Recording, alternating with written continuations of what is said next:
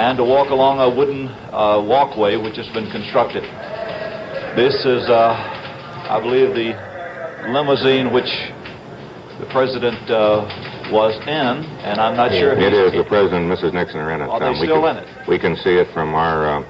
Okay, well, what they've back up done, to the diplomatic reception room. Right. What they've done is circled around West Executive Avenue and re-entered the southwest gate where they departed from this morning. Yeah, that's Bob Taylor, the head of the Secret Service detail, opening, standing at the door entrance as Mr. Nixon gets out, and immediately behind him, the First Lady. The President taking off a top coat, which I'm sure he needed today as he was standing and waving, giving it to his Secret Service agent. From whom he borrowed it, I guess.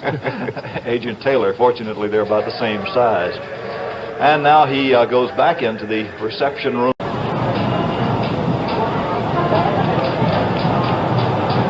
I am corrected. That was not Mr. Agnew. We have no identification for the people in that car. But this is Mrs. Mamie Eisenhower, and I believe Julie Eisenhower with her.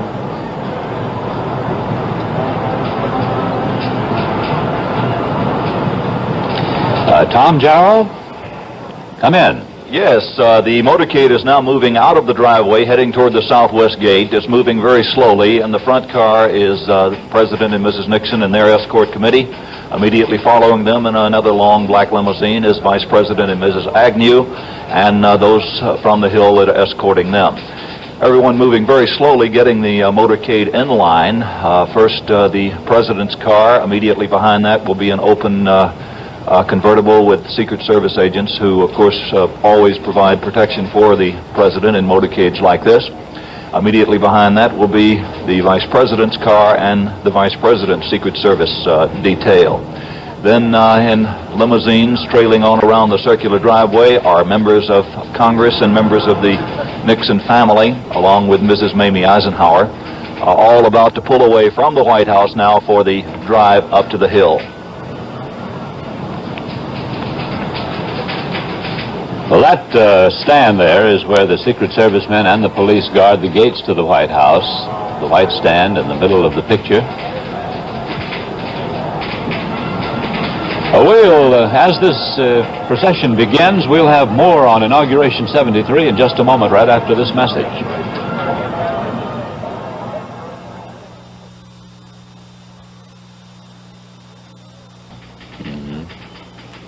The presidential party is now passing in front of the empty reviewing stands, which will be full when the parade happens later this afternoon. And here is the procession now, coming out of the White House grounds, out of the street next to the White House and curving onto Pennsylvania Avenue.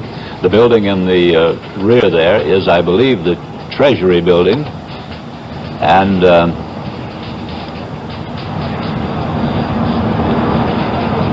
the procession will take, that is Pennsylvania Avenue it's on now, in front of the White House. That's the reviewing stand where the President will review the parade this afternoon after he's been inaugurated and after he's had lunch with the members of Congress. Procession moving slowly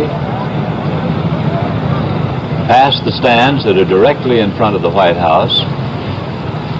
There are also stands on the right hand of the picture, but you can't see those. All these, it costs money to sit in these stands, and that's how they pay for this inauguration, which is supposed to be the most expensive inauguration ever, yet it won't cost anything to people who are not buying tickets, medallions, special license plates, and all the other things they're using to finance the inauguration. That's Mrs. Nixon. You can see her face through the President through the glass. There are places on the back. You can see the handles where Secret Service men are supposed to ride, but they're not riding today. Here's the route they're following. We've built this model. That's the White House there, the little white patch underneath white on that sign, White House. It curves. It nicks around the Treasury building, then it reaches Pennsylvania Avenue, goes out Pennsylvania Avenue until it reaches Constitution, where it takes that slight left fork. And Roger Peterson is now at the Treasury, where this procession is passing. Roger, come in. The President's car just coming into view in front of the Treasury building. The folks who've been here since shortly after 8 this morning getting an early view of the President. You can see he's waving just slightly to the crowd, just a slight wave of the hand as he goes by past the high school band that's been entertaining us for the past 25-30 minutes. The President now heading up that stately street, Pennsylvania Avenue, Capitol in the background, the phalanx of motorcycle officers sweeping aside the few passers-by who are still in the street. And in the parade, Frank Reynolds is following the President. Frank?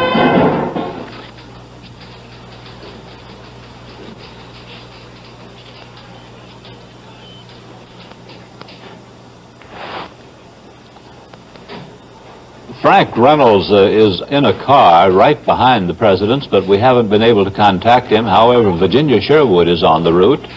Virginia, can we hear from you? About 3 blocks away. Very bad.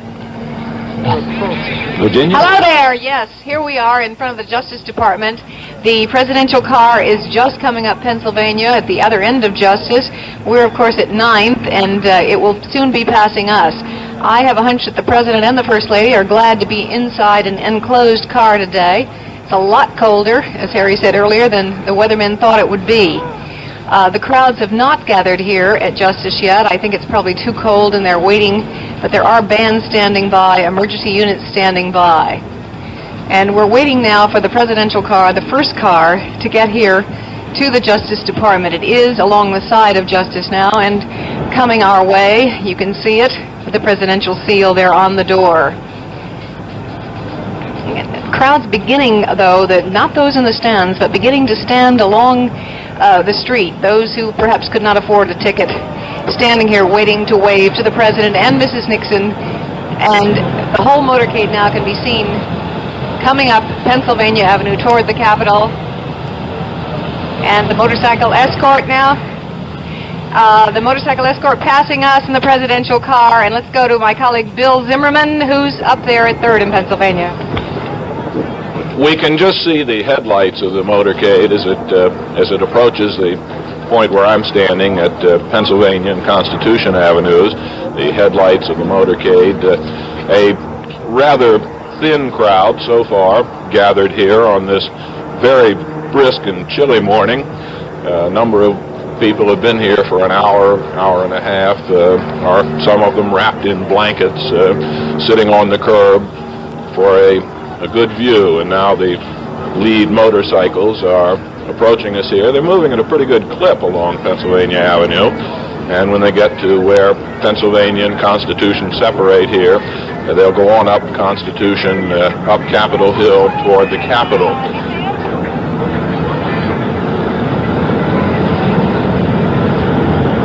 Moving right along, a phalanx of motorcycle policemen in the lead, coming by our intersection now. And now the cars themselves.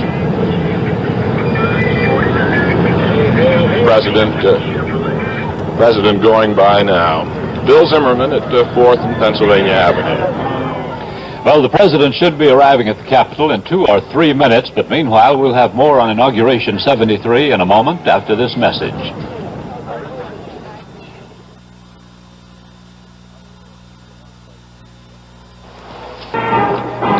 While all that assembling and driving was going on from the White House down toward the Capitol, we've been having a very good band concert here by the U.S. Marine Band. Played a lot of favorites I haven't heard in a long time. But now reality in the form of the presidential motorcade is creeping up on us. And at about the final point on the route, I think we have ABC's Ted Koppel. At this very moment, the motorcade is making its way towards you into the Capitol grounds. A whole vanguard of motorcycle policemen have just moved to the side, and now the presidential parade itself is moving in, the president's car, the vice president's, and just off about 150 yards behind me is the salute gun platoon, which in a few minutes at noon, after the president has taken the oath, will sound off the 21-gun salute. They'll do it in the space of 1 minute. And they're going to be firing what has been described to us as converted World War II anti-tank guns. Now back to you, Harry. You can see the motorcade on your screen. coming into the Capitol grounds, and here's Herb Kaplow. The President's limousine is approaching the entrance of the Capitol building, one level beneath and behind the inaugural platform. Mr. Nixon, I believe, first arrived here in 1942 when he served for a brief period as an attorney with the old Office of Price Administration, and of course entered here as a member of Congress in January of 1947 as a newly elected congressman from California.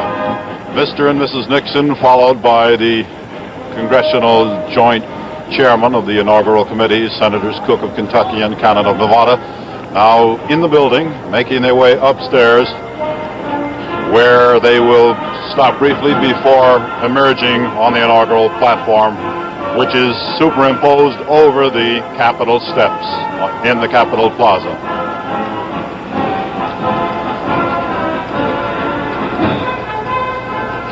Well, the principals are out of sight.